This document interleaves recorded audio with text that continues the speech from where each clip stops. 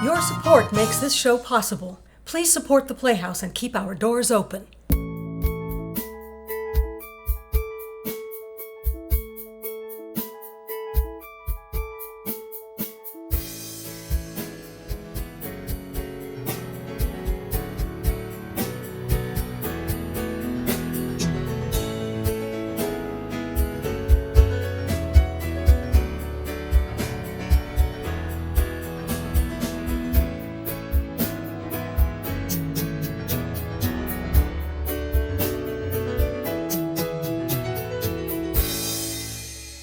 Did you finish? Finish what? You know perfectly well what?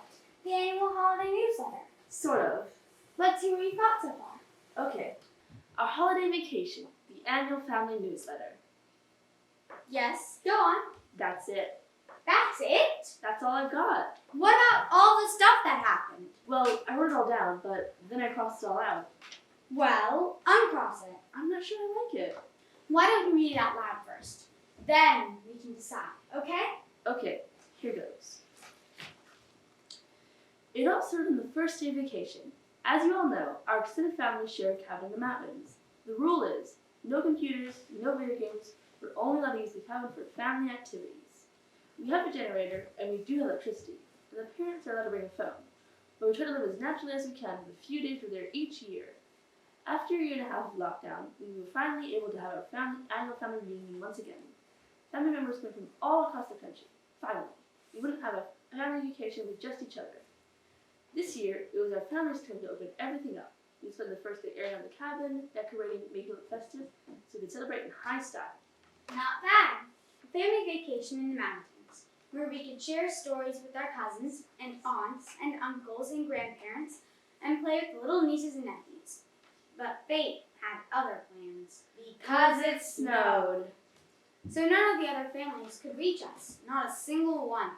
And once again, it was going to be just us.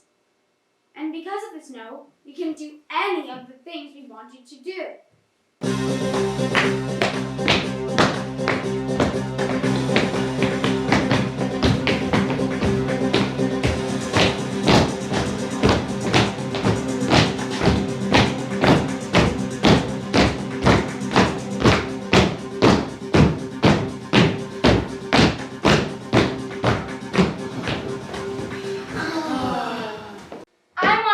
Chocolate. I want to make a snowman.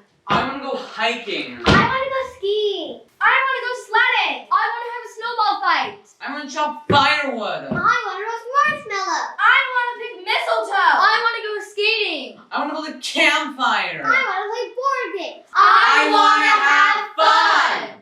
Doing family activities can be fun. We've been doing family activities for 18 months. Not in a cabin in the mountains. It's worse here than at home. No TV, no internet, and we're not even supposed to use our phones except in an emergency. Things will look brighter in the morning. No, they won't. They'll look worse. It's snowing so hard that we can't even go outside. This is the worst family vacation ever! Mom went to check on supplies. Dad went out to see if he could shovel some snow, and Maddie and I were put in charge of hospitality. That means it was our responsibility to make sure everyone got along and had a good time. There was only one word for it. Impossible. I'm the shadow of the family, so it was up to Sarah to take charge. Come on, everyone. Let's make the most of this opportunity. I know we've been kind of stuck with each other for a while now. 18 months! Right. 18 months. But that was back home. Now we're here, in nature. It's completely different. Back home, we were all doing our own stuff. Now we can really get to know each other, and we can enjoy some of the good parts that family has to offer. Family? Ha! No one here listens to me. When I have time for any of you, you don't have time for me. And you know what? You're rude. I was hoping that after a year and a half of being stuck with all of you, I would be lucky enough to have some other people to hang out with. But I guess my luck just ran out. We're stuck here with each other again. And you know the worst part of it? I already know that no matter what I want to do, we'll end up doing something else. Because you guys always have to get what you want. You always have to be right. You always have to have it your way. Just because I'm the youngest, you always tease me. It's not fair. help it that you were all born before I was. But you don't care about that. You just want to have someone to pick on, and I'm it. I don't want to mention any names, but one of you really passes gas. A lot. And then you really get me if you get what I'm saying. Okay, if we're gonna play it that way, all of you can think of my room as a communal gathering place. You barge in as if the word privacy didn't exist. You never respect the fact that I might want to be alone, just once in a while. You know, I never like to say anything unpleasant about anyone. But I know for a fact you guys gossip about me. You tell stories about me. I even know one of you lied about me. And talk about privacy? You bring your friends into my room when I'm not home. And you steal my stuff! Sorry. I don't know where that came from. I know we can all have a great time. Besides, do we have a choice? We're here, together. What else can we do except have a good time? We could pout, we could mope. We could cry. We could argue. I suppose we could add that to the list. Very funny. We figured they were probably tired and cranky from all the traveling. We were too. So we decided to do what Mom suggested and let them unpack. And they grumbled because they had to do it themselves. Really? I thought just once one of you could repay all the favors you owe me and help me out. Then we suggested a nice hot bath. And they grumbled because there wasn't enough hot water. This is like taking a bath at the North Pole. Then we suggested to take a nap. And they grumbled because they said we were treating like babies. And now, what do you think we are, babies? And finally, we gathered them around the fire to share our plans for some super family activities we could all do together the next day. But, of course, the idea of doing things together didn't go over too well either. We were supposed to do activities with people other than our immediate family. What's the point of even being here now? I have an idea.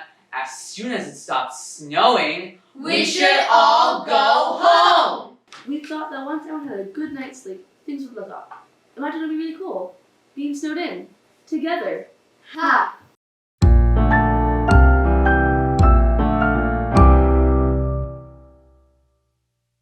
When we woke up the next morning, the snow was up to the second story.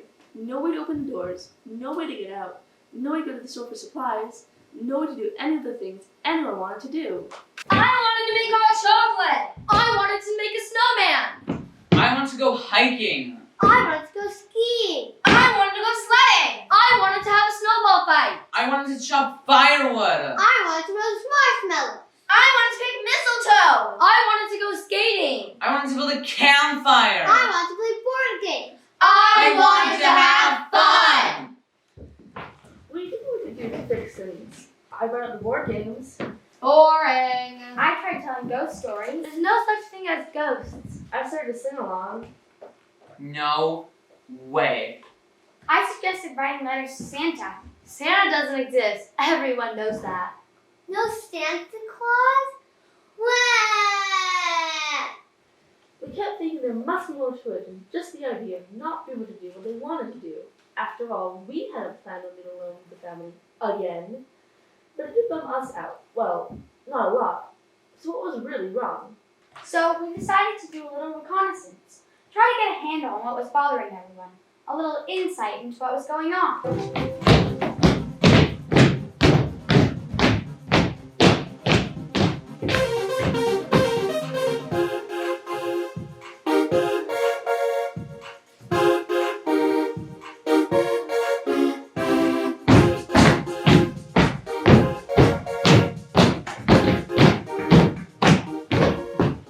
Want to help me out? No. Will you do it anyway? If I have to. We're writing our annual holiday newsletter. I know. And boy, am I glad that Mom didn't assign that to me. Don't worry, we like doing it. So, anyhow, I'm interviewing people to find some interesting things to put in the newsletter.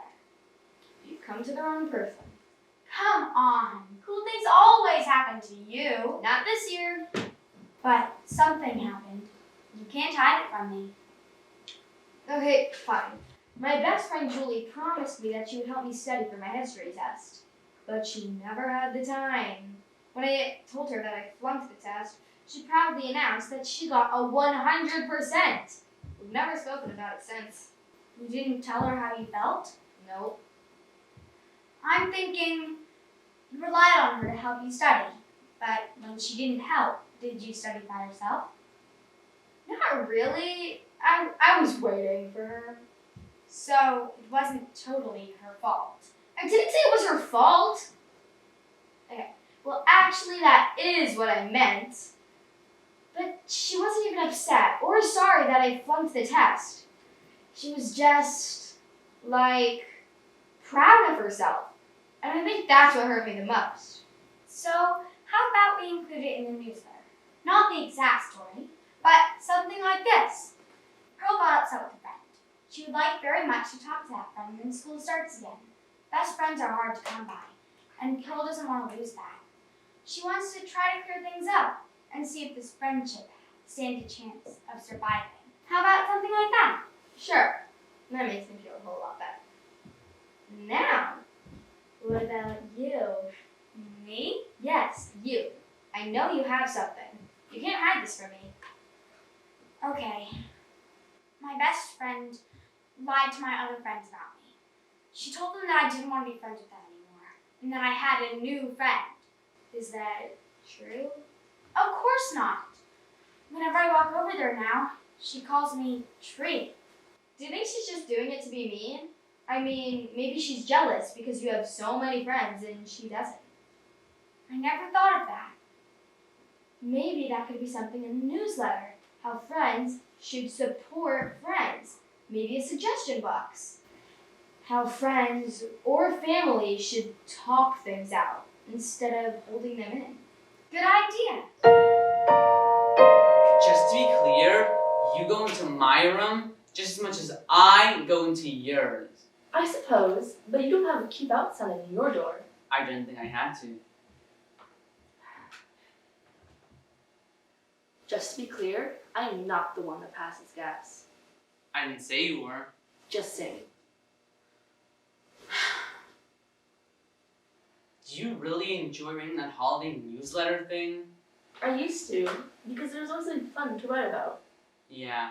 This year, all you can write about is we're stuck with each other. Yuck. Can you think of something better? Actually, yes. I wrote a poem. You can use it if you like. It's called Too Much of a Good Thing. It's great to have a family. They love and care for you. They're there when you're in trouble. Then they know what to do. They can be really helpful. They know what you're about. But when you're with them all the time, your family isn't so sublime. And then you wish it weren't a crime to just jump up and shout, "Leave me alone! Get out!" So, do you like it? I mean, we could have a poetry section in the newsletter. It would be much more eloquent than, "We're stuck with each other. Yuck." You're really gonna use it? Sure, why not? Sometimes I feel like nobody cares what I think. You know, being the only guy in a family of girls. Thank you for recognizing that I can make a contribution. That's really nice.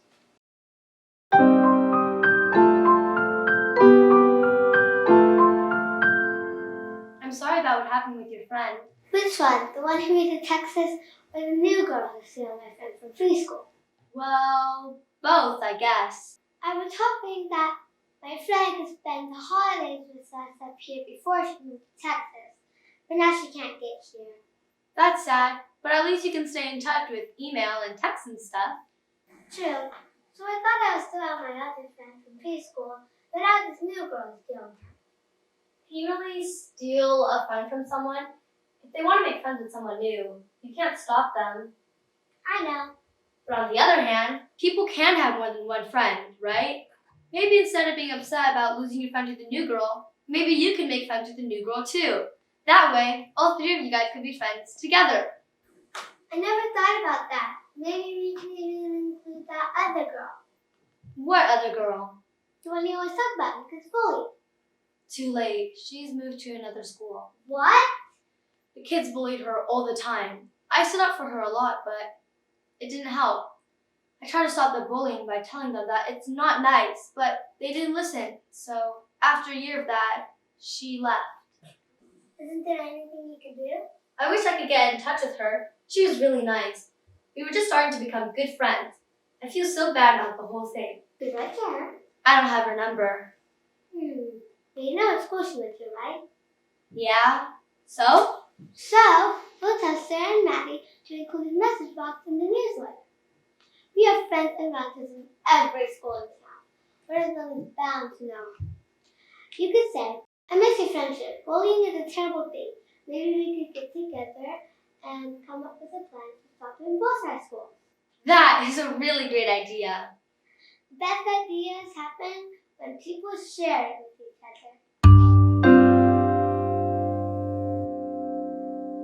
Now we understood. We were all upset, but not because of the snow or the lack of people in which to interact. We were upset because bad things had happened to us. Teasing, bullying, losing a friend, not feeling appreciated. We wanted to escape, but it didn't work out that way. We figured we could be the best example of how to overcome our problems. If our family understood that all of us were in the same boat, or maybe I should say, in the same sled, everything would be fine. It snowed for 3 whole days.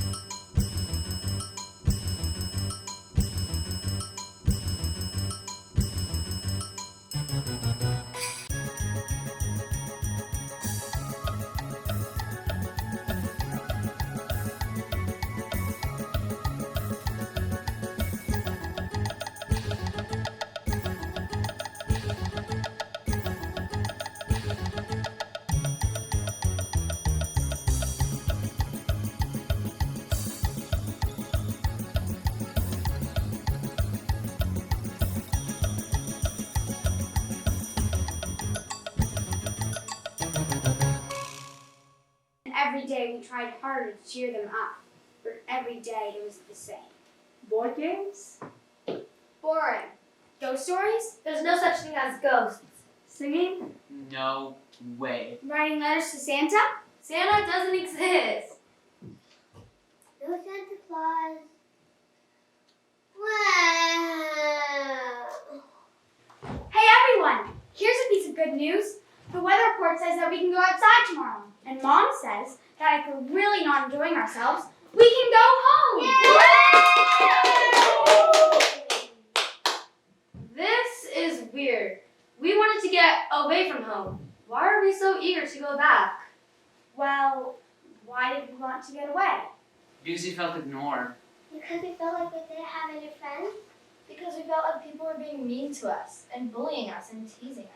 And right here, we have 2 family members who are going out of their way to cheer us up. Trying to help us out, even though we know that they have problems of their own. And what are we doing? We're being mean to them and bullying them and teasing them. We were even being rude to Santa Claus, saying he doesn't exist. I sure hope he doesn't hear that. We're doing to them exactly what people have been doing to us. We really do want everyone to have a good time. We want to help. After all, that's what family is for. I love you all so much. You listen to me when I'm mad about something. You apologize if you get angry with me over something that wasn't a big deal. And bottom line, you care about me, no matter what. Mom works so hard to support us, and you all do your best to keep me happy, and not to get mad when I complain. I'm not going to say this out loud, but I really love you all. Even though you don't always show it, I know you care about me. And even though I don't always show it, please know that I care about you. When it counts, we're nice to each other. That's what family means.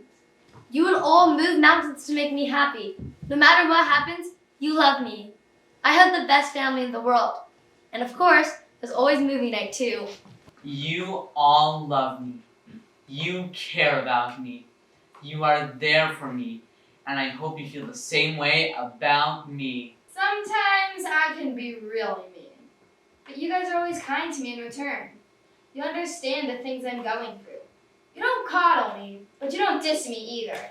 And you help me when I need you, most of the time. And so we ended up having a really, really good time with our wonderful family. Maybe a better time with them than we've ever had before. Board games? Me first! Ghost stories? Ooh, letters to Santa? There is a Santa Claus! Yay! A sing-along? Perfect. And those are lessons learned, dear family, On our winter vacation. Hey, why don't we turn this in as an assignment when we go back to school? For extra credit. Life is so much better when you share it with Your family! You and I can be in person. What a wonderful thing to do! When you're all alone, you begin to see how life's more than just like you. Cherish everyone you meet and send recognize all